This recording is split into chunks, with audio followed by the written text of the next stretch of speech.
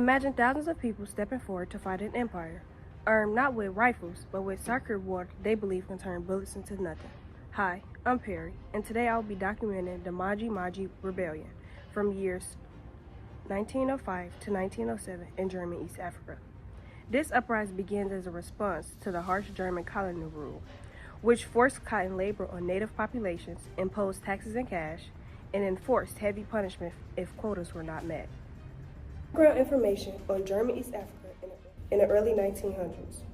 In 1884, Karl Peter established through treaties supported by German East Africa Company, sparking Germany's interest in East Africa. Resistance caused the company authority to collapse. In 1891, a military government headed by Hermann von Weizmann took over, imposing major colonial economic control on German East Africa. Economic exploitations, loss of authority in land, oppressive taxes and labor policies, social disruption, and a severe agriculture crisis together united one of the largest anti-colonial uprisings in East Africa. To be more in-depth, people were forced to provide labor under harsh enforced conditions with little or no fair compensation. Enforced cotton was planted. In 1904, drought and poor harvest increased hunger. Farmers were starting to get took from working to go work with cotton. People who resisted German-appointed chiefs got abused and beaten. Harsh punishments for failing quotas, the spiritual spark, Kanigwatal Nagwa, and the Maji movement. The spiritual spark emerged in 1905. A spiritual leader in German East Africa claims that he got a message from the spirit world telling people to unite against German troops. Maji ritual, sacred water meant to protect fighters from German bullets. Primary source, Naglai, tell the people to take this water. It will turn the German bullets to water. We must drive them from our land, for they have taken our labor and our food. This belief spreads very fast across ethnic groups, gives hopes to fight, and helps more than 20 different communities unify.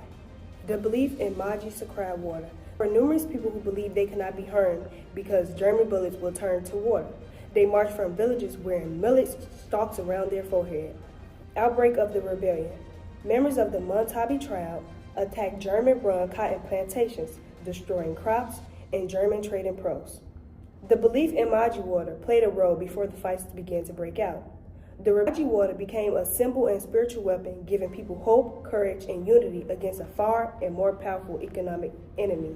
Engaged colonial forces, destroyed plantation and administrative posts, burned crops, and attacked trading posts and mission stations, and tried to drive out colonial control.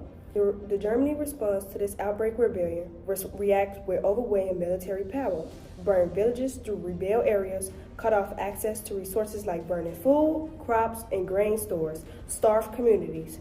Primary source, Captain Wangham, states villages were burned and the food supply destroyed to break the rebellion. Hunger is the only means by which these people can be made to submit.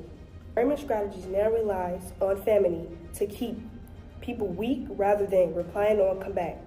Collapse and human cost. The retaliation caused widespread famine, displacement, and suffering among the community.